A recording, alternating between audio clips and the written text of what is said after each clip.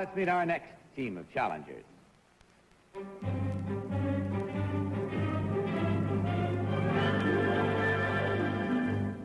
What is your name, please? My name is Basima Al-Hussein. My name is Basima Al-Hussein. My name is Basima Al-Hussein. Follow along again with your copies of this one, if you will, panel. I, Basima Al-Hussein, am the wife of the present ambassador to the United States from Kuwait. Kuwait is a small, independent Middle Eastern country with an area about the same size as Connecticut. My country is about 95% desert, and from under its shifting sands comes its wealth, the world's richest deposits of petroleum. As a matter of fact, last year, Kuwait produced enough oil to supply the necessary gasoline to drive each of the 60 million cars in the United States from Maine to California. The citizens of Kuwait enjoy free medical care, free education, and even free telephone service. To make the paradise complete, in Kuwait, nobody pays any taxes. Signed, Basima Al-Hussein.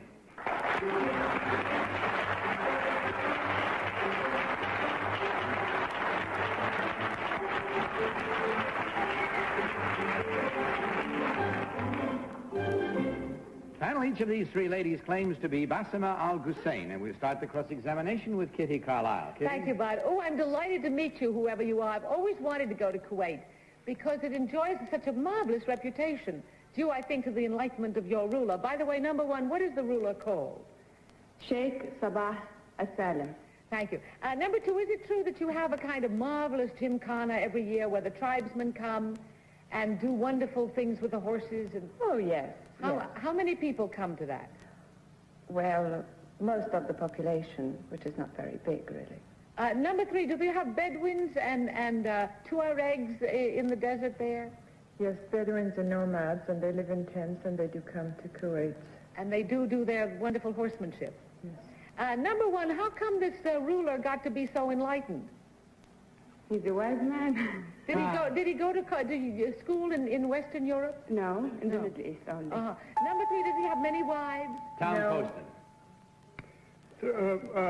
Was Kuwait, number three, was Kuwait ever affiliated with a Western European power like Britain or France? It was under the protectorate of England, yes. Of England, until when, number two?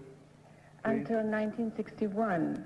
Very Kuwait recently. gets- Number one, just as a matter of historical curiosity, was Kuwait always arid and desert? Was it always sandy soil, or was it ever an earthly paradise like the Tigris and Euphrates Valley? No, it was always a desert. Always a desert, as far as you know. Number three, do you know, historically speaking, when the people first settled there? Yes, roughly around 1756. Do you have camels in Kuwait? Well, you do see some, of course, in the desert. That's it.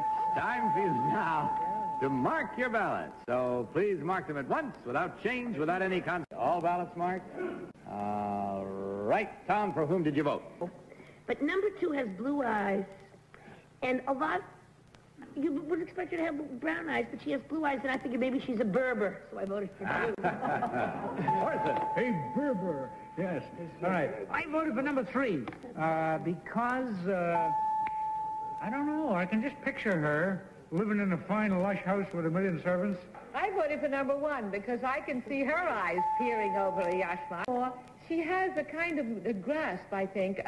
It seemed more easy for her to explain how it goes on in Kuwait. So I voted for number one. Now, let's see how it works out, shall we? Because we have all the votes in and the miles made up. Let's see now which of these three lovely ladies is, in truth, Basima Al-Hussein. Will the real Basima Al-Hussein please stand up? It's a little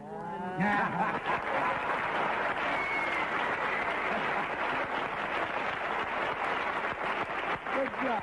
Well done. Well done.